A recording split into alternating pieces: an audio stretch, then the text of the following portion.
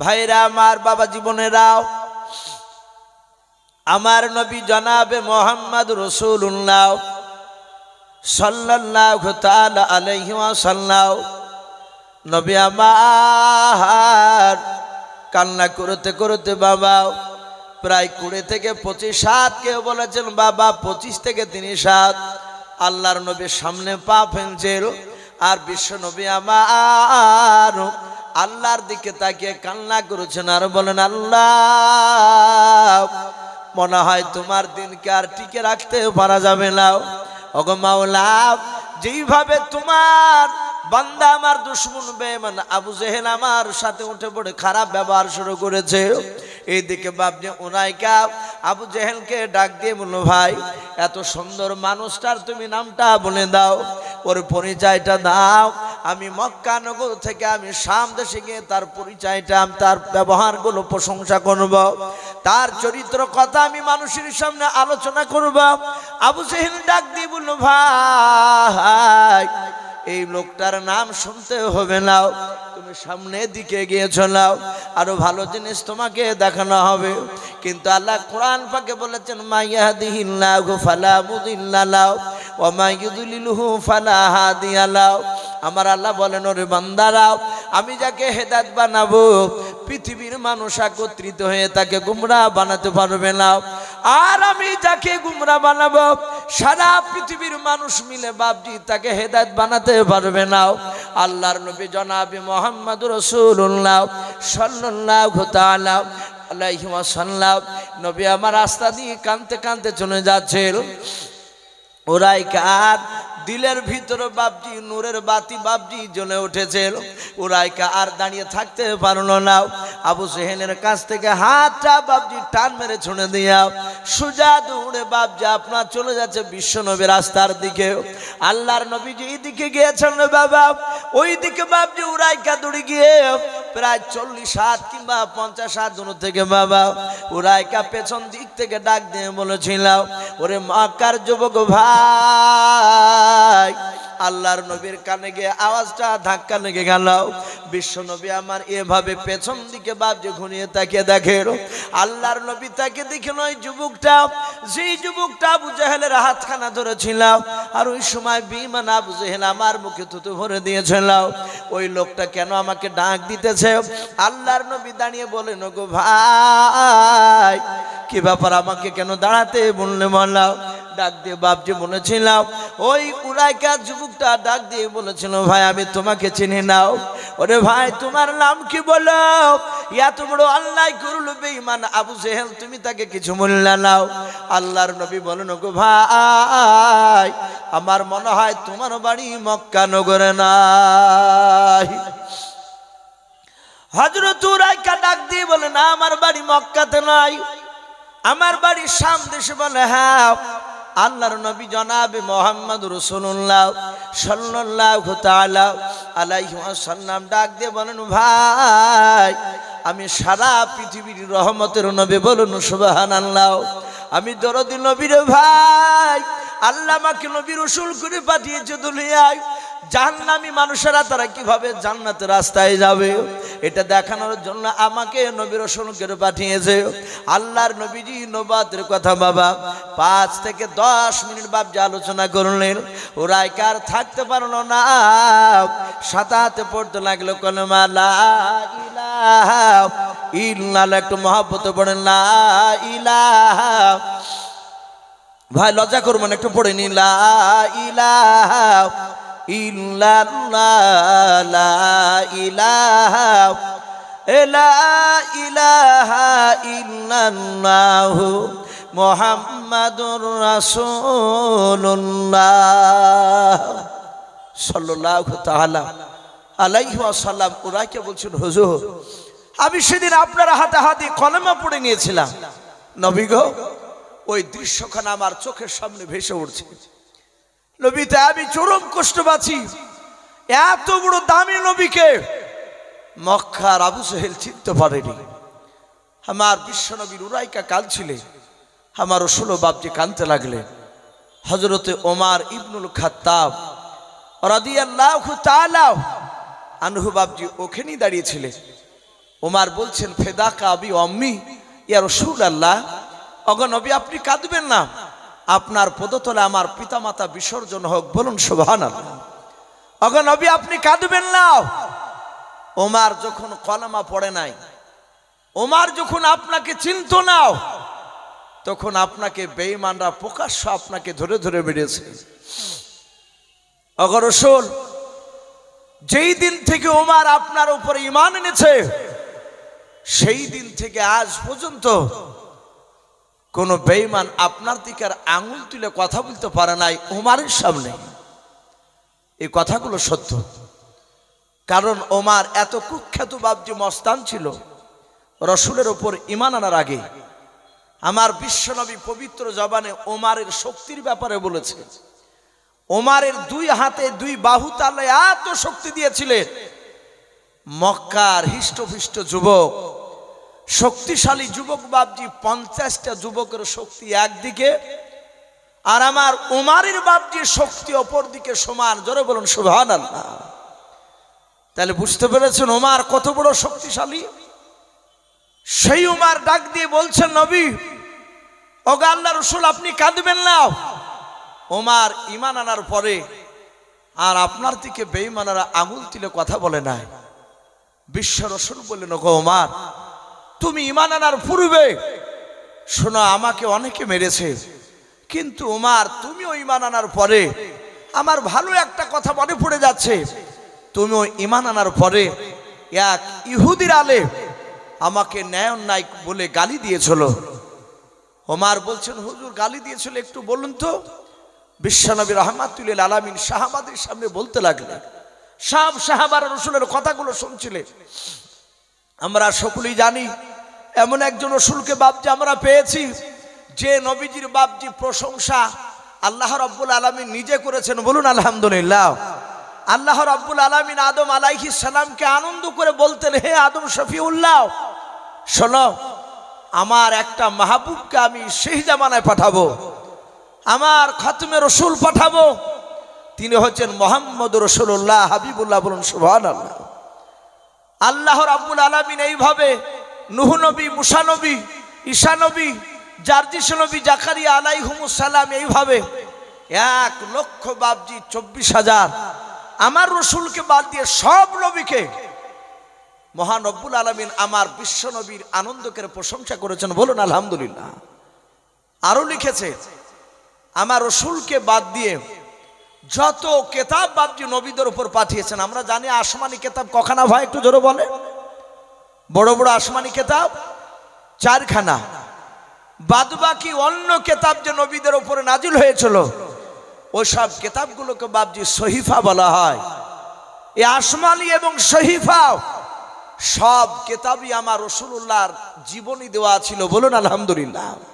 এখনো আছে পৃথিবীতে যত ধর্মগ্রন্থ রয়েছে, তওরাত বলেন, জাবুর বলেন, ইনজিল বলেন, বাইবেল বলেন, ত্রিটক বলেন, যত ধর্মগ্রন্থ হোক না কেন, পৃথিবীর সব ধর্মগ্রন্থতে বাপজি আমার রাসূলুল্লাহর কথা দেওয়া আছে, বলুন আলহামদুলিল্লাহ। এত একটা দামি নবী বাপজি আমরা পেয়েছি, সেই নবীর উম্মত। সম্মানিত ভাইরা আমার, বাবা জীবনেরা, শুধু এতটুকু চিন্তা করবেন, কথার দিকে বাপজি একটু কান লাগাবে, যে আমার রসুলের বাপজি আমরা উম্মত, আমরা নবীজির উম্মত হয়ে বাপজি রসুলকে চিনতে পারি নাই। আমরা চিনতে পেরেছি বলে আমরা দাবি করি নবীকে ভালোবাসি। কিছু মনে করবে না বাপজি ভাই আমার, কারণ আপনারা আমার সকলই দিনী ভাই। আমি যদি শরিয়ত বাইরে যদি চলে, আপনারা যদি একটু বলেন, এটা অধিকার আপনাদের আছে। আপনারা যদি শরিয়ত বিরোধী কাজ করেন, আমার অধিকার আছে না আপনাদেরকে একটু সঠিক কথাটা বলা। আজ আমরা দাবি করি রসুলকে ভালোবাসি, কিন্তু আমাদের পা থেকে মাথা পর্যন্ত চেহারার দিকে চেয়ে রাসূলুল্লাহর সুন্নাত বাপজি দেখতে পাওয়া যায় না। অনেকে আছে চিনা যায় না, বাজার ঘাটে সালাম দিতে গিয়ে বেকায়দায় পড়ে যায় যে হিন্দু না মুসলমান। কথা ঠিক না বেঠিক বলে? আবার সালাম না দিলে কিছু মানুষ আবার রাগও করে, হ্যাঁ মৌলভী সাহেব চলে গেল, লোককে বুঝায়, নিজে বুঝে না। যদি বলা হয় যে চাচা নিজে বুঝি না, তার মানে বলে কয় আমাদেরকে সালাম দিলে না। যদি বলা হয় যে চাচা আপনি যে মুসলিম তা চিনতে তো পারিনি, তা সালাম দিবে কি করে? তো তখন বলছে যে দেখে বুঝতে পারেন না? বলে না, সত্যি দুঃখ লাগে ভাই, আমরা সত্যি মুনাফিকের মতো চরিত্র আমাদের হয়ে গেছে, আমরা রসুলকে সঠিকভাবে চিনতে পারি নাই। ইহুদের আলেম নয়, আমি বলছিলাম নবীর উম্মাত আমরা দামি হয়েও চিনতে পারি নাই, কিন্তু আমার রসুলের আগে বহু নবী রসুল তারা দুনিয়াতে দিনের দাওয়াত দিতে গিয়ে তারা উম্মাতের সামনে দুঃখ প্রকাশ করে বলতে, ও আমার উম্মাত উম্মাতিরা, আমরা নবী নবী হতে অতটা আমরা খুশি নয়, আমরা যদি নবী না হয়ে সেই জামানার বিশ্ব নবীর উম্মাত হতে পারতাম। ভাবতে পারেন কত বড় দামি কথা। নবী রসুলরা বলতেন যে আমরা নবী রসুল না হয়ে সেই জামানার বিশ্ব নবী মুহাম্মদ রাসূলুল্লাহ বলুন সাল্লাল্লাহু আলাইহি ওয়াসাল্লামের যদি উম্মাত হতে পারতাম তো জীবনটাকে ধন্য মনে করতাম। বলুন সুবহানাল্লাহ। তাহলে কত বড় দামি নবী আমাদের। সেই নবীর কথা বাবজি এক ইহুদির আলেম পড়েছে। এক ইহুদির আলেম, তার বাড়ি ছিল ইয়াসরিব দেশে, তার নাম বাবজি সেরাতে হালিবে কিতাব দিতে এসেছে রাহাব। কি নাম বললাম? রাহাব। ইহুদির পণ্ডিত, সে তাওরাত জুব্বুরে বাবজি পড়েছে আখিরি জামানার রসুল আসবে, সেই নবী জন্ম নিবে মক্কা নগরে, কুরাইশ বংশের সন্তান হবে, ওনার আব্বার নাম হবে আব্দুল্লাহ, তার দাদার নাম হবে আব্দুল মুত্তালিব, আর যিনি নবী হবেন তিনি হবেন মুহাম্মদ রাসূলুল্লাহ সাল্লাল্লাহু আলাইহি ওয়াসাল্লাম। ইহুদির আলেমটা বাবজি রসুলের জীবনী পড়ছে, তাতে আরো পড়েছে যে না আখিরি জামানা রসুল হবে, তার সব গুণ ভালো হবে, নবীর কোনো গুণ খারাপ হবে ভাই? কোনো নবীর গুণ খারাপ নয়। একটা এখানে রাখেন ভাই, এখানে রাখলে ভালো লাগবে। আরেকটা, কোন নবীর গুণ খারাপ নয়, কিন্তু আমার বিশ্ব নবীর গুণ আরো খারাপ নয়, নবীর সব গুণ ভালো।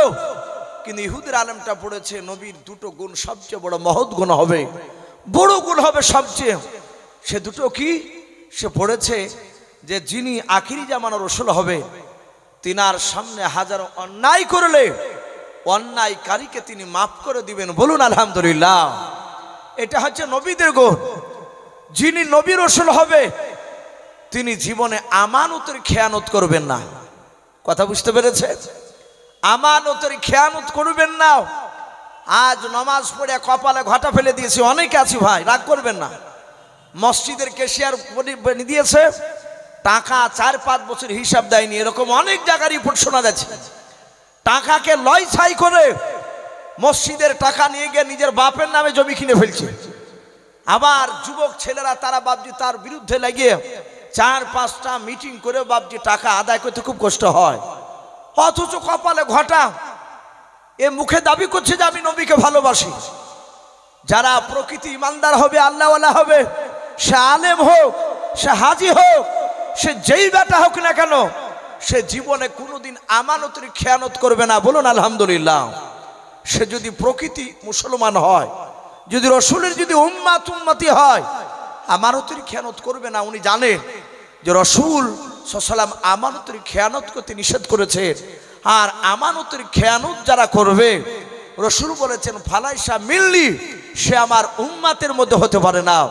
আর রসুলের উম্মাতের মধ্যে যদি বাবজি না হয়, কিয়ামতের ময়দানে জান্নাত দিতে পারবো ভাই? একটু কথা বলে, জান্নাত দিতে পারা যাবে না। তাই ইহুদির আলেমটা বাবজি পড়েছে, এই দুটো গুণ পড়ার পরে তার ভিতর বাবজি একটা সন্দেহ পয়দা হয়েছে যে মনে হয় বিশ্ব রসুল সাল্লাল্লাহু আলাইহি ওয়াসাল্লাম তিনি মক্কাতে জন্ম নিয়েছে। তাই ইহুদির আলেম সে রাহাব পণ্ডিত লোকটা তার একটা ভাতিজাকে ডেকে বলছে, ভাতিজা তুমি আজকে যাবা কোথায়? বলে চাচাজি আমি সিরিয়ায় শাম দেশে ব্যবসা করতে যাব। তখনকার মক্কার বেশিরভাগ লোক তারা সিরিয়ায় মক্কায় যেত। বলে তাই? বলে হ্যাঁ। বলে বাবা যদি তুমি সিরিয়া শাম দেশে ব্যবসা করতে গিয়ে মক্কা নগরে কুরাইশ বংশে এক যুবক নবুয়তের দাবি যদি করে, তার আব্বার নাম আব্দুল্লাহ, তার মায়ের নাম আমিনা, তার দাদার নাম আব্দুল মুত্তালিব, এইরকম নামের যদি যুবক শুনতে পাওয়া যে নবুয়তের দাওয়াত শুরু করে দিয়েছে, তাবলীগ করে বেড়াচ্ছে, তাহলে বাবা তুমি ব্যবসা বন্ধ করে দিয়ে একটু দৌড়ে এসে আমাকে এসে খবর দিবা। বলে চাচা কেন? বলে আমি তার কাছে গিয়ে তার কথা মানবো। বলুন আলহামদুলিল্লাহ।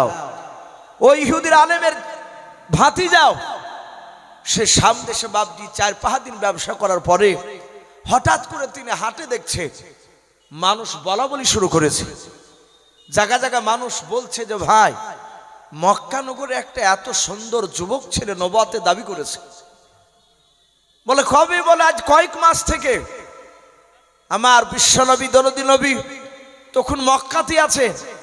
নবী মক্কা থেকে বাপজি বেরোনোর আগেই রসুলের মক্কার কথা, নবীজির চরিত্র কথা মক্কার আহির বাহিরে বিভিন্ন জায়গায় ছড়ে গিয়েছিল। বলুন আলহামদুলিল্লাহ, প্রচার হয়ে গেছে। আমরা আজ বছর 2 মনে হয় হতে চললো। ওই যে কর্ণাটকের বাপজি নাম শুনেছেন? ওই যে আমার মুস্কান যুবতী বোনটা কলেজে যাচ্ছিল না, নারে তকবির দিয়েছিল, আর এক শ্রেণীর বাপজি বেয়াদব তারা জয় শ্রীরাম দিয়েছিল ধ্বনি। তাদের উদ্দেশ্য ছিল তাকে হেনস্থ করা। কিন্তু যাদের প্রকৃতি ঈমান থাকবে ভাই, যারা প্রকৃতি আল্লাহওয়ালা হবে, তারা পৃথিবীর কোনো শক্তিকে ভয় পায়? একটু কথা বলে। তারা পৃথিবীর শক্তিকে ভয় পায় নাই। আপনারা শুনেছেন, এখনো দেখছেন, আজ প্রায় 1.5 মাস পার হতে চলল, ফিলিস্তিনের বাপজি আমার মুসলমান বাপজি ভাই মা বোনদেরকে বাপজি এক ইসরায়েলি ইহুদি কুত্তার বাচ্চারা তারা অনেক মুসলমানকে বাপজি তারা শেষ করে দিল। কথা সত্য না মিথ্যা? কথা বলে। মেরে দিয়েছে। তাদের উদ্দেশ্য গোটা ফিলিস্তিনে একটা মুসলিমও রাখবে না। কিন্তু একটা 10 বছরের বাচ্চা ছেলেকে সাংবাদিক জিজ্ঞাসা করছে, তার বাড়িতে বাপজি বম মেরে তার যে বাড়িতে সদস্য ছিল বাপ মা ভাই দাদা দাদি সবাই মারা গিয়েছে, শুধু ওই 10 বছরের বাচ্চাটা বেঁচে আছে। তার কিন্তু শরীর খাম হয়ে গিয়েছে, মাথায় ফেটে বাঁধা আছে, ব্যান্ডেজ করা আছে। 10 বছরের বাপ যে একটা বাচ্চা ছেলে কত বড় হবে? সেই ছেলেটাকে জিজ্ঞাসা করছে, আচ্ছা তোমাদের হয়ে তো গোটা এলাকার মানুষ কেউ আসছে না। আজ পৃথিবীতে মুসলমান দেশ নাই ভাই? কথা বলে। আজ পৃথিবীতে বাপজি 1-2 দেশে নয় মুসলিম, সব নাই মাত্র 4-5টা দেশ। যদি মুসলিম দেশের 4-5টা বাদশাহ যদি বাপজি উমারের মতো যদি নেতা হয়ে যেত, তারা যদি এক হয়ে যদি শুধু একবার যদি আঙুল তুলতো, গোটা পৃথিবীর বেঈমানেরাও মুসলিম বাদশার কাছে এসে মাথা নত করতে বাধ্য হতো। কিন্তু বাপজি এসব নামধারী অনেক মুসলমান বাদশাহ তারা হয় টাকার লোভে পড়ে, না হলে বাপজি বেঈমানদের কাছ থেকে কিছু নারীর লোভে তারা ইমানকে বাপজি বিক্রি করে দিয়েছে। সম্মানিত ভাইরা আমার, বাবাজি বোনেরা, তাই সে 10 বছরের ছেলেটাকে বলছে, ওগো বাবা, তোমাদের এলাকার আশপাশের কোনো বাদশারা তোমাদের সহযোগিতার জন্য হাত বাড়াচ্ছে না, তুমি কি বলতে চাও? ছেলেটার ইমানি জোশ দেখে। একটা 10 বছরের ছেলে সে ডাক দিয়ে বলছে, ওগো সাংবাদিক ভাই, কাঁদতে কাঁদতে বলছে যে গোটা পৃথিবীর মানুষ আমাদের সহযোগিতা না করতে পারে, আমাদের অসুখ নাই, আমার আব্বা মা দাদা দাদি সব চলে গেছে, কোনো দুঃখ নাই, গোটা পৃথিবীর লোক আমাদের দিকে সহযোগিতার হাত না বাড়ালো, কিন্তু গোটা পৃথিবীকে যিনি সৃষ্টি করেছে তিনার সাথে আমাদের সংযুক্ত আছে। জোরে বলুন সুবহানাল্লাহ, আরো জোরে বলুন সুবহানাল্লাহ, নারে তাকবীর। একটা 10 বছরের ইমানদার ছেলের কথা শুনো, আমাদের ছেলেরা উত্তর দিতে পারবে ভাই এরকম কথা? আর নবী তো বলেছেন ওখানকার ছেলেদের মানুষের ঈমান বেশি হবে। বলুন আলহামদুলিল্লাহ। হাদিসে এসেছে বাইতুল মুকাদ্দাসকে নিয়ে একটা দল তারা কিয়ামত পর্যন্ত লড়াই করবে, বাইতুল মুকাদ্দাসকে বেঈমানের হাতে যেতে দিবে না। নবীজি বলেছে তারা সংখ্যায় কম হবে, তাদের কাছে অনেক মানুষ মুসলমান, তারা সহযোগিতার হাত বাড়াবে না, কিন্তু তাদের ঈমান হবে খুব মজবুত। বলুন আলহামদুলিল্লাহ। এটা কে বলেছেন জোরে বলে? এটা রাসূলুল্লাহ বলেছে। হাদিসের সাথে কতকটা বাপজি মিলে যাচ্ছে। সাহাবারা বলুন হুজুর ওই মানুষগুলো কোথাকার? নবীজি বললেন বাইতুল মুকাদ্দাসের আশপাশেরই তারা হবে। বলুন আলহামদুলিল্লাহ। ঈমান, আমি বলছিলাম যারা ঈমানদার হয় পৃথিবীর কাউকে দেখে ভয় পায় না। মেয়েটা নারে তাকবীর দিয়েছিল, সে যুবতী বোন মুস্কান, তার নারীর তাকবীরে গোটা পৃথিবীর মুসলমানের ঈমান জেগে গিয়েছিল। বলুন আলহামদুলিল্লাহ। চায়ের দোকানে, বাজারে, ঘাটে, সব জায়গায় ওই বোনটার কথা প্রচার হচ্ছিল না ভাই? আমার বিশ্ব নবীজির কথা ওইভাবে গোটা আরবের মধ্যে চারিদিকে বাপজি ছড়ে গিয়েছিল। তাই সামদেশে বাপজি কয়েকটা লোক বলা বলি করছিল যে যুবক মুহাম্মদ সাল্লাল্লাহু আলাইহি ওয়াসাল্লাম তিনি নবুয়তের দাবি শুরু করেছে। বলে কোথায়? বলে মক্কা নগরে।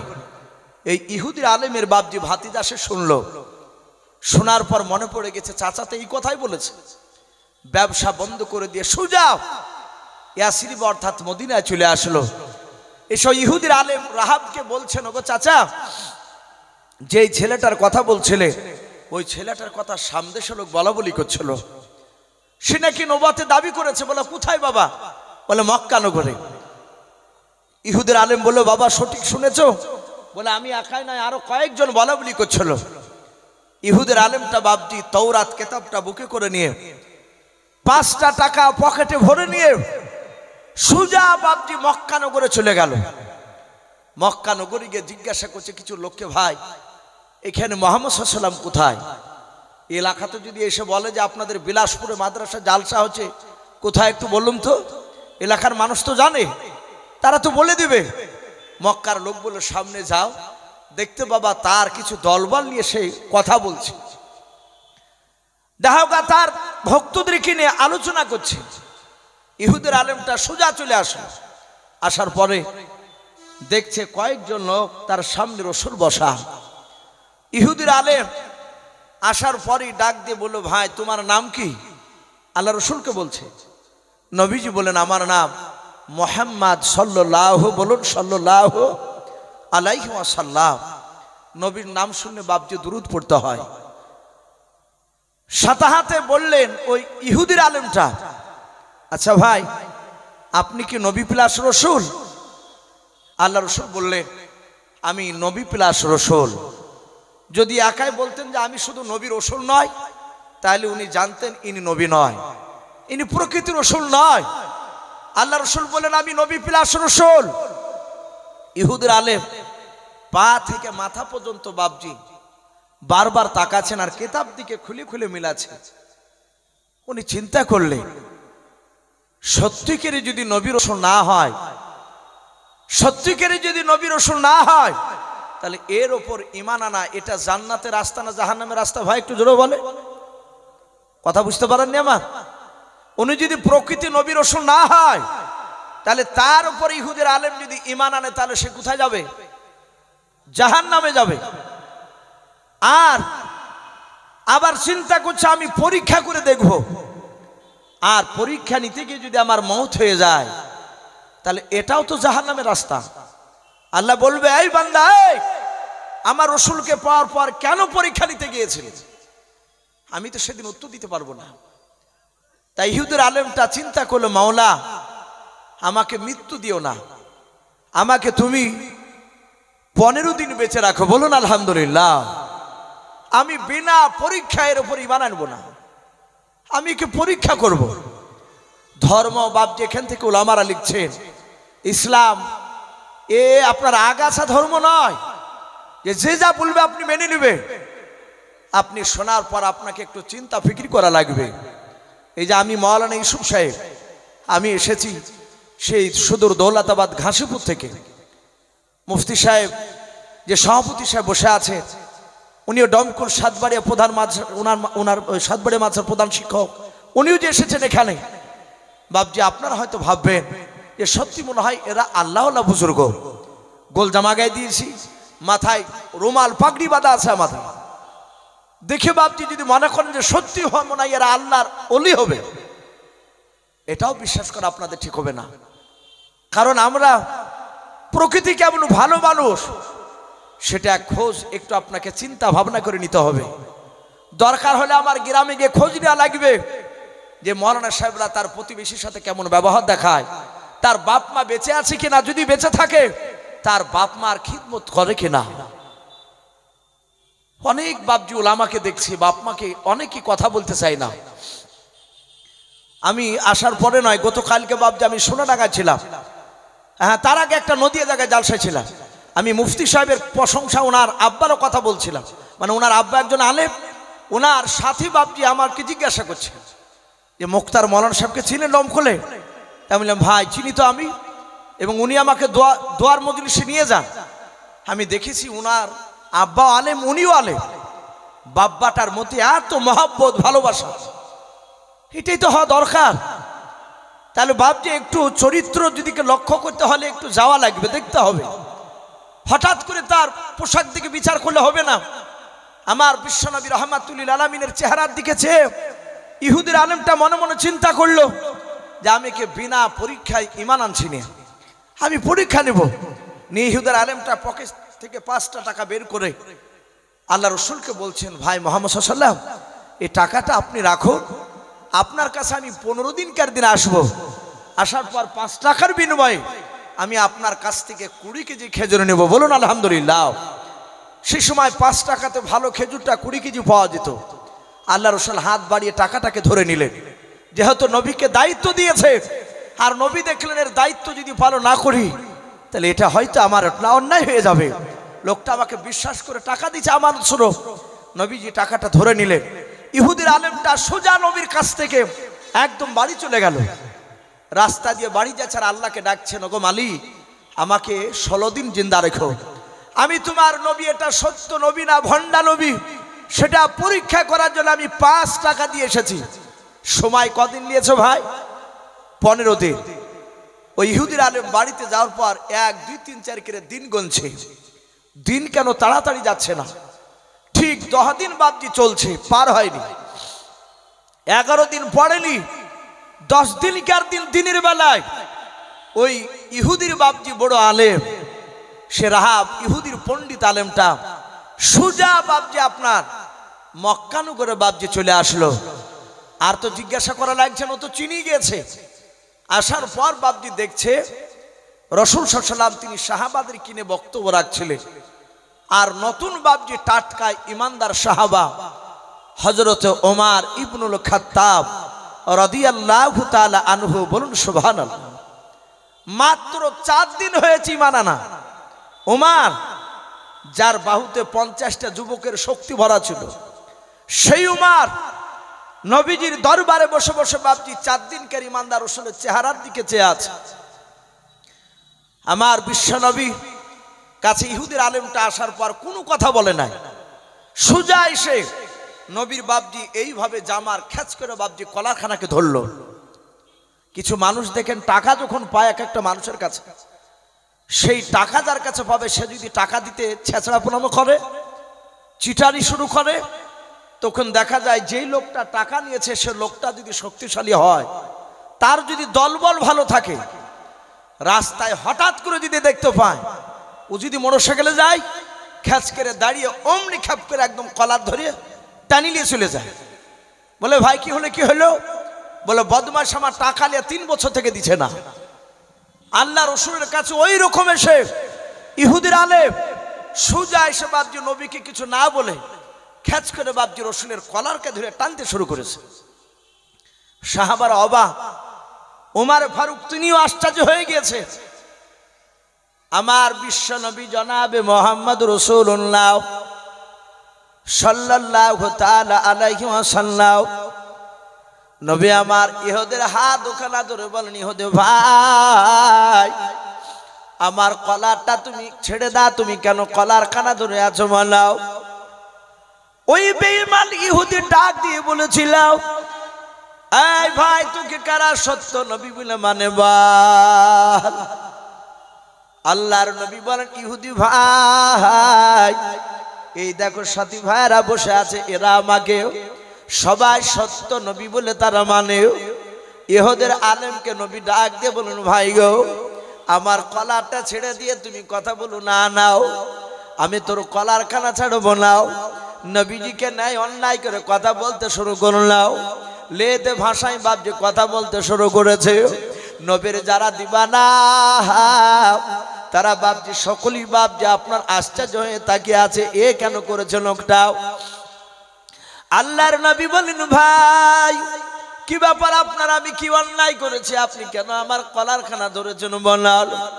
ইহুদে ডাক দিয়ে বলেছেন, তুই হচ্ছিস আমানতের খেয়ানতকারী, তুই মিথ্যাবাদী, তোর দাদা মিথ্যাবাদী, তোর আব্বা মিথ্যাবাদী, তোর 14 পুরুষ মিথ্যাবাদী। ওরে মুহাম্মদ সাল্লাল্লাহু তাআলা আলাইহি ওয়াসাল্লাম ও তো দুরূদ পড়ে নাই, ইহুদের আলেম ও দুরূদ পড়ে নাই। ডাক দিয়ে বলেছিল তোকে যারা সত্য নবী বলে মানে তারাও মিথ্যাবাদী। আল্লাহর নবী বলেন গো ভাই আমাকে কেন এত বড় মিথ্যাবাদী কথা বলছো বলাও। ডাক দিয়ে বলেছিল ভাই আমি তোমার কাছে আজকে দিয়ে আমার 4 বার আসা হলাও। শুনে নাও ভাই আজ 20 দিন হয়ে গেল, 20 দিন আগে তোমাকে আমি 5টা টাকা দিয়ে গিয়েছিলাম, 5 টাকার পরিবর্তে 20 কেজি খেজুর নেব বলেছিলাম। ওরে ভাই আমি তোমার কাছে 15 দিন পরে এসে নিয়ে যাব বলেছিলাম, আমি 15 দিনকের দিন আসলাম তুমি অস্বীকার করলাম, তারপরের দিন আসলাম তুমি অস্বীকার করলাম, তারপরের দিন এসেছিলাম সেদিনও তুমি অস্বীকার করলাম। ওরে ভাই আজ 4 বার হয়ে গেল তোমার কাছে আসা, তুমি পাকা মিথ্যাবাদী নবী। আল্লাহর নবী হাত ওখানে জোড় করে বলেন ভাই আমি মিথ্যাবাদী নয়, আমি জন্ম নেওয়ার পর থেকে নিয়ে। ওরে ভাই আজ পর্যন্ত আমি কোনোদিন মিথ্যা কথা বলি নাই, জোরে বলুন সুবহানাল্লাহ। আমার এমন একজন নবী বাবা, আমার বিশ্ব নবী হাসি মজাক করতে গিয়ে কোনোদিন মিথ্যা কথা বলেন না। আমরা অনেকেই ভাবছি হাসতে হাসতে অনেক মিথ্যা কথা বলে দিই, আল্লাহর নবী বলেন আমি মিথ্যা কথা বলি নাই ভাই। ওরে ভাই তোমাকে আমি চিনতে পেরেছি তুমি ইহুদির বড় আলেম রাহাব। ইহুদির আলেম বলেছিল ভাই হ্যাঁ আমি রাহাব। ডাক দিয়ে বিশ্ব নবী বলেন ভাই তোমার মাত্র আমার কাছে আজকে 2 দিন হলো আসা। ওরে ভাই আজ 20 দিন নয়, তোমার গুনার মধ্যে তোমার ভুল রয়েছে, তুমি আমার কাছে আজকে 10 দিন হতে চলতেছে, এখনো 10 দিন পার হয় নাই। ওরে ভাই তুমি অন্যায় করেছো ভাই, তোমার গুনার মধ্যে ভুল রয়েছে, আমার কারণে অন্যায় করে কথা বলো না। কিন্তু ইহুদির আলেম বাপজি যত নবী বারণ করে তত ইহুদের আলেমটা বাপজি পিকআপ নিয়ে নবীকে বাপজি অন্যায় করে কথা বলছে। কিন্তু আদত বাবা ইহুদের আলেম পরীক্ষা নিতে এসেছে নবীকে আমার, সে দেখবে ইনি সত্যিকারী নবীর রসুলকে নাও। ওই দিকে ওমর নবীজির চেহারার দিকে বাপজি চেয়েছে, বাপজি অবাক হয়ে আছে। আমার বিশ্ব নবীর দরবারে ওমর দাঁড়িয়ে থাকতেন ঈমান আনার পরে।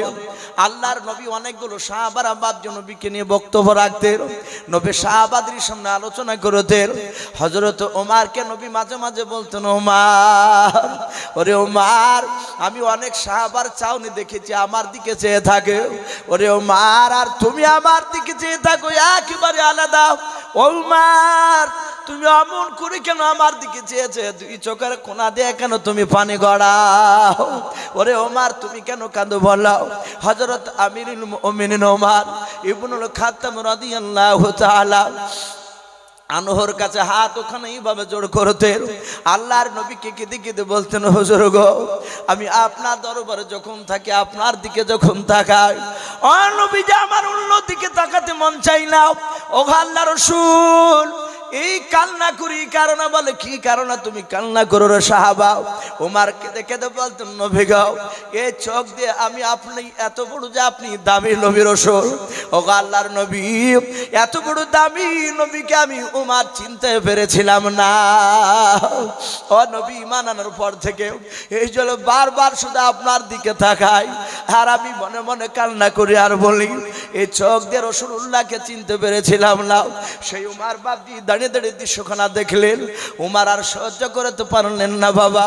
ওমরের কোমরে বাপজি তলোয়ারখানা খাবে ভরা ছিল, ওমর তলোয়ারটা বের করে ডাক দিয়ে বাপজি ইহুদি বেঈমানকে ডাক দিয়ে বলেছিল আলেমটাকে ওরে বেঈমান হাত নামাও, ওমর এখনো মরে নাই, ওমর এখনো জিন্দা, জোরে বলুন সুবহানাল্লাহ। অনেকগুলো সাহাবা ছিলেন, ওমর 4 দিনকার ইমানদার সাহাবা। রসুলের কলার ধরে ইহুদি ছাড়ছে না, নবী বারবার বলছে ভাই ছেড়ে দাও, ইহুদি ভাই ছেড়ে দাও, আমি তোমার অন্যায় করি নাই। আর ইহুদি রসুলকে গালি দিছিল। ওমর খাঁচ করে তলোয়ারের উল্টো পিঠ দিয়ে ইহুদির হাতে আঘাত দিয়ে টান বেঈমান। ওমর মরে নাই, ওমর এখনো জিন্দা আছে। ওমরের সামনে রসুলকে অন্যায় করবি এ ওমর সহ্য করবে না, জোরে বলুন সুবহানাল্লাহ। এত জোর আঘাত করেছে ওমর ইহুদির হাতে। রসুলের কলারটা এভাবে ধরা ছিল, এখানে তলোয়ার মেরেছে, হাতটা ছুটে গিয়েছে। ওমারের শক্তি সহ্য করতে পারেনি। ইহুদির বাপজি আঘাত লাগা হাতটা এইভাবে ইহুদি দিয়ে বুকের সাথে ভাবে চেপে ধরে আসে। ইহুদির দুই চোখ দিয়ে পানি পড়তে লাগলো। রাসূলের চেহারার দিকে ইহুদি তাকাচ্ছে। ইহুদির তাকানোর উদ্দেশ্য ছিল যে দেখি রাসূলুল্লাহ বিচার করে কিনা ওমারে। আমি তো ওমারকে কিছু বলি নাই। ইহুদি গালি দিয়েছে কাকে ভাই? রাসূলকে। কলার ধরেছে রাসূলের।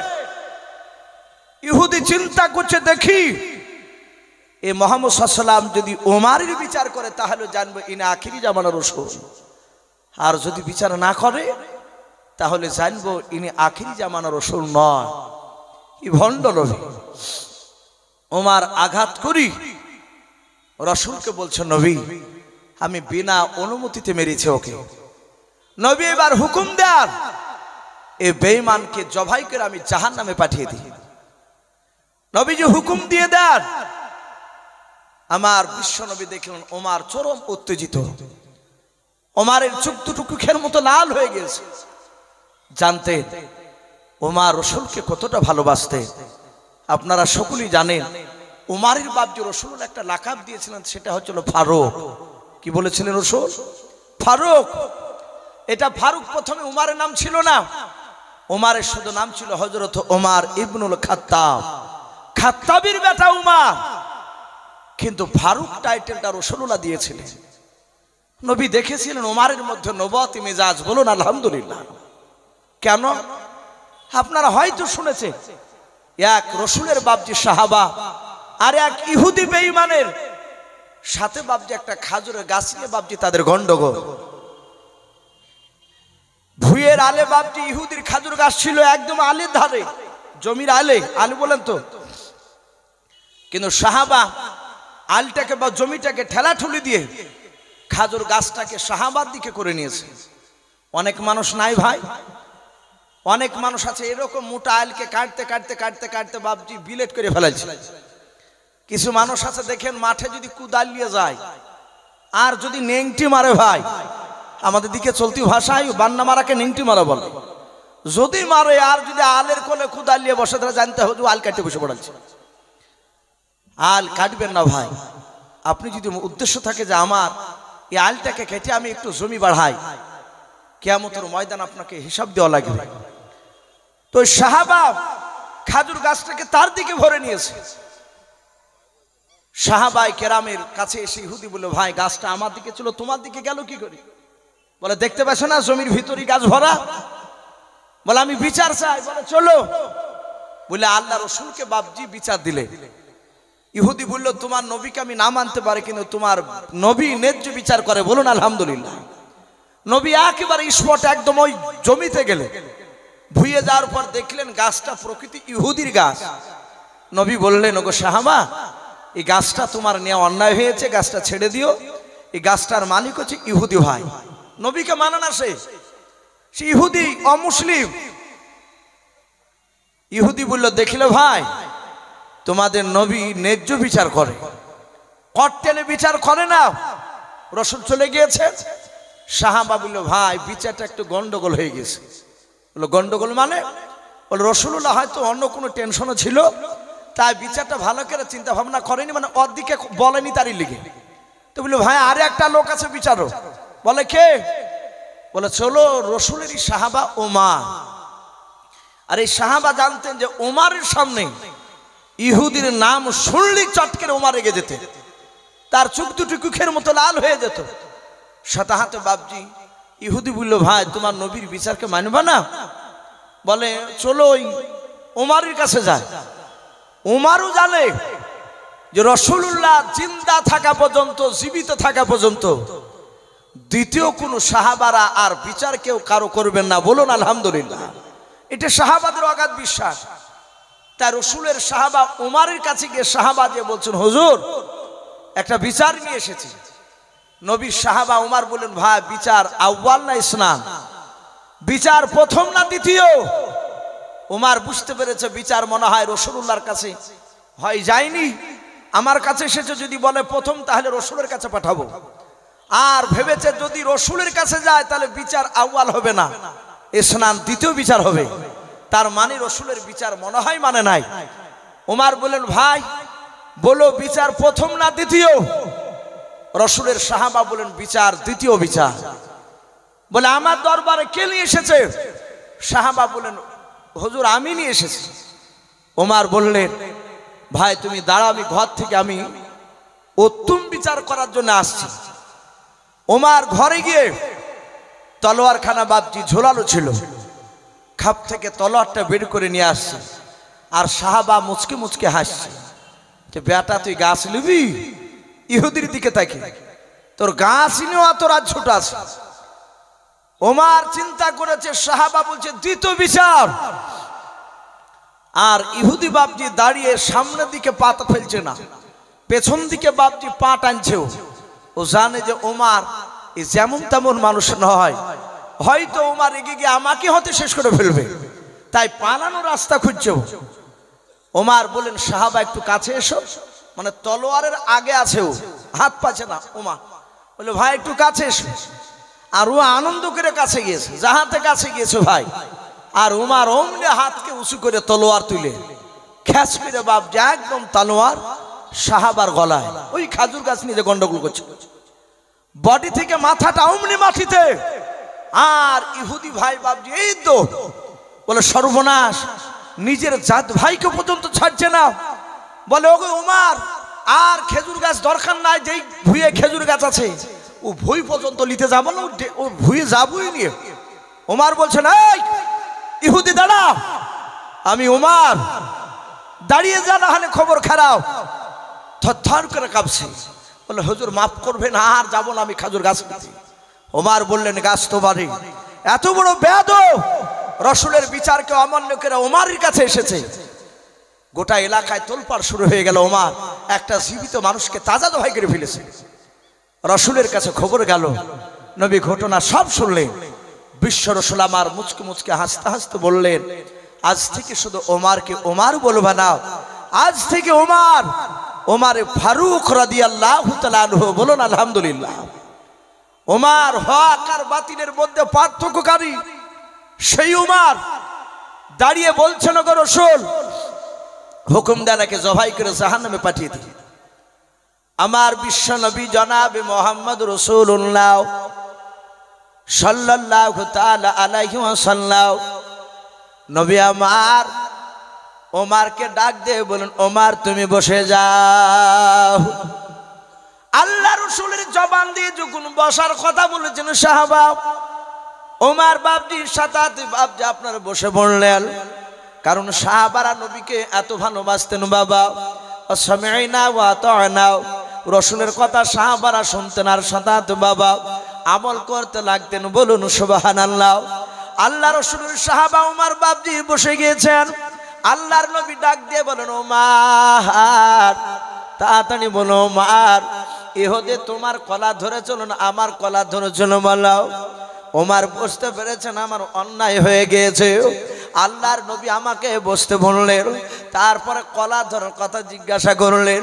ওমর আর থাকতে পারে নাই, ওমর কাঁদতে লাগলেন। আল্লাহর নবী বলেন ওমর তাড়াতাড়ি বলাও তোমার কলা ধরে চলো ইহুদি না আমার ধরে চলো বলাও। আল্লাহর নবীর সাহাবা ওমর বলেন হুজুর ইহুদি আমার কলা ধরে নাই আপনার কলা ধরে চলাও। আর ইহুদি ভাই এইভাবে বাপজি আঘাত লাগা হাতখানা নিয়াও, বুকের সাথে বাপজি জোরে ধরে নিয়াও। আমার বিশ্ব নবীজির বাপজি চরিত্রখানা কথাগুলো বাপজি শুনছিলেন। আল্লাহর নবী বলেন ওমর আমার কলা ধরে চলো ইহুদি তুমি বললে বলে হ্যাঁ। বলে নবী গো আমি সুচোখে তো দেখলাম। আল্লাহর নবী বলেন হ্যাঁ হ্যাঁ আমার কলা ধরে চলো তোমার কলা ধরে নাই। ওরে আমার ওমর বলো আমি বিশ্ব নবী কি তোমাকে মারতে হুকুম দিয়েছিলাম বলাও। হযরত ওমর ডাক দিয়ে বলো হুজুর না। বলে ওমর তুমি কেন মারিলা, আমার বিনা অনুমতিতে তুমি কেন মারনে বলাও। হযরত ওমর কাদা আর বলো নবী গাও মাত্র 4 দিন হলো কলমা পড়া আপনার দরবারে, আমার 4 দিন হয়েছে ঈমান আনা। ওগো আল্লাহর নবী শুনে না, আল্লাহর নবী গাও আমি 4 দিন আমাকে আপনাকে চিনতে পেরেছে, আপনাকে আমি বুঝতে পেরেছি নবী। সারা পৃথিবীর মানুষ যদি একদিকে হয়ে যায় আর আমি ওমর অন্যদিকে যদি হয়ে যাই, সারা পৃথিবীর মানুষরা যদি আপনাকে খারাপ বলে নবী গো, আমি ওমর কখনোই বিশ্বাস করব না। বলুন সুবহানাল্লাহ। ওগো আল্লাহর নবী, আপনাকে নিয়ে অন্যায় করে কথা বলছিল, ইহুদের আলেমটা আমি সহ্য করতে না পেরে আমি আঘাত করে দিয়েছি। আল্লাহ রাসূল ডাক দিয়ে বললেন, ওমর আমি বিশ্ব নবী পয়গম্বর, আমি তোমাকে হুকুম দিলাম, ওরে আমার ওমর এখন এই মুহূর্তে তুমি ইহুদের হাত ওখানা ধরে তুমি ক্ষমা চেয়ে নাও। হযরত ওমর ফারুক রাদিয়াল্লাহু তাআলা আনহু আর দেরি করলেন না, নবী আবার হুকুম করা সারাও যাহাতু হুকুম করেছেন। আর সাতাত বাপজি ওমর ইহুদের হাত ওখানা জোরে ধরে ডাক দিয়ে বলেন, ইহুদি ভাই শুনে নাও, ওমর কোন বাতিলের কাছে মাথা নত করা বান্দা নাই। বলুন সুবহানাল্লাহ।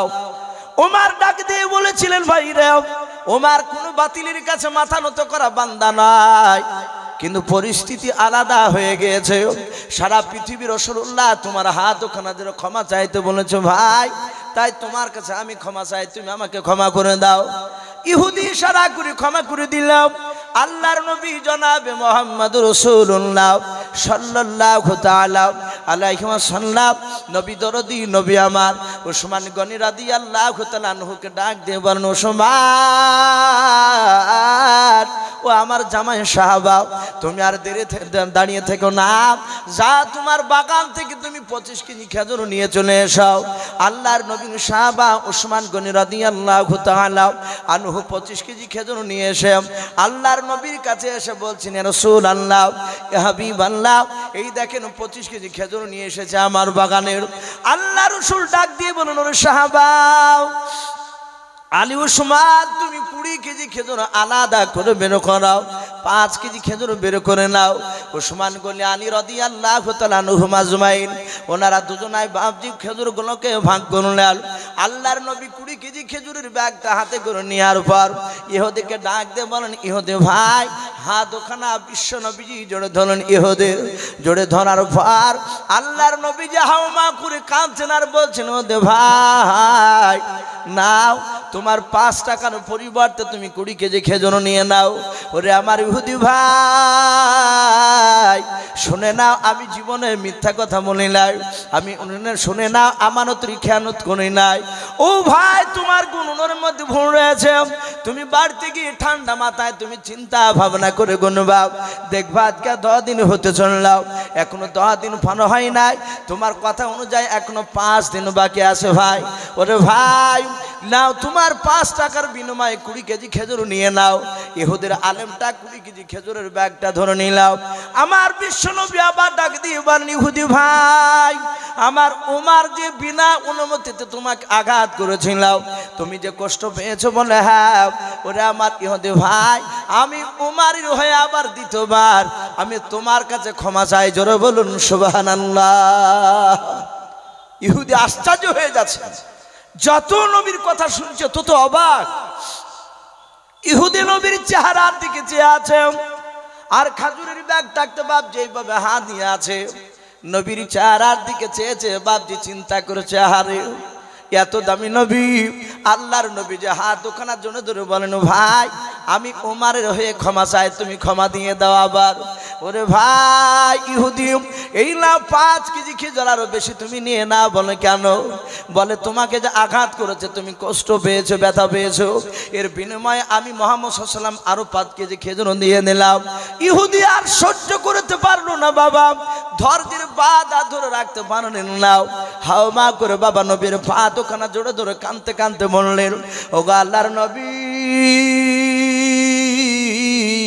আমি অন্যায় করে আপনাকে গালিগালাজ দিতে এসেছিলাম। নবীকে আমি তাওরাত পড়েছি, আখিরি জামানার যিনি নবী হবেন, তিনি আখিরি জামানার রাসূল যিনি হবেন, তিনি আমানতের খেয়ানত করবেন না। আর ওনার সামনে হাজারো অন্যায় করলে অন্যায়কারীকে তিনি মাফ করে দেবেন। জোরে বলুন সুবহানাল্লাহ। ওগো রাসূল, আমি 2টো পরীক্ষায় করেছি, আপনার কাছে 2টি পাস করে গেছেন আপনি।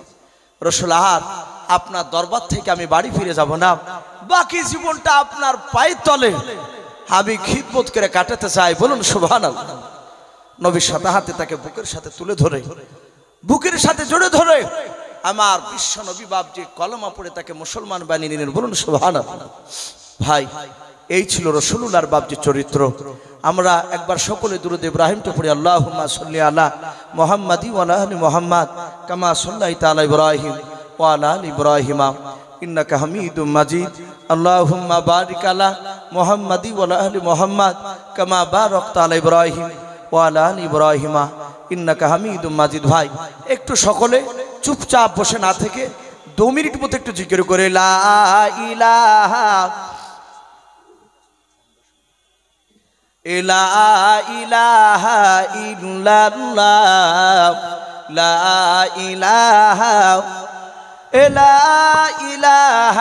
ইল্লাল্লাহ মুহাম্মাদুর রাসূলুল্লাহ। ভাই, একটা এলান ছিল, ভলান্টিয়ার্স ভাইদের উদ্দেশ্যে বলছিলাম, একটু মন দিবেন। ভলান্টিয়ার্স ভাই যারা আছেন, পাগড়ি প্রদান হবে, কাজেই জায়গা যেগুলো খালি আছে সামনে চেয়ার রাস্তা রেখে বিছিয়ে দিন, বিছাতে দেরি করবেন না, এখনই বিছিয়ে দিন। আর যে সমস্ত ছাত্রদের পাগড়ি প্রদান হবে তারা দেরি না করে খুব তাড়াতাড়ি স্টেজে চলে আসবে। তো ভাই, আমি বলছিলাম আমার সেই রসুল যে উম্মাদদেরকে যে বাপজি ভালোবাসতে নবী সাহাবাদের দিকে চেয়েছে কাঁদছিলে, আমাদের সেই রসুল বাপজি আমরা সকলেই জানি মদিনাতুল মানুওয়ারায় রওজাতুল মানুওয়ারা সবুজ গম্বুজের তলে রসুল শুয়ে আছেন কি শুয়ে নাই কথা বলে? নবী আমার ওখানে জিন্দা শুয়ে আছে। আমাদের আকীদা কোন নবী রসুল তারা ইন্তেকাল করার পর কোনদিন তারা আপনার পচে সরে যায় নাই। বলুন আলহামদুলিল্লাহ। আমাদের আকীদা উলামে দেওবন্দের আকীদা যে নবী রসুলরা তারা কবরে জিন্দা থাকে। বলুন সুবহানাল্লাহ। ভাই, নবী আমার এখনো কাঁদছে। নবী দুনিয়ার বুকে জিন্দা অবস্থাতেও বাপজি কেঁদেছিলেন 23 বছর ধরে। বলুন আলহামদুলিল্লাহ। ক বছর ভাই? 23 বছর। আমরা সকলেই জানি রাসূলুল্লাহ টোটাল বেঁচে ছিলেন 63 বছর। নবী 40 বছরের আগ থেকে নিয়ে 40 বছর পর্যন্ত কাউকে নামাজের জন্য ডাকে নাই। ডেকেছিলেন কথা বলে? নবী ডাকেন নাই। কিন্তু 40 বছর বয়সে যখন কোরআন নাজিল হলো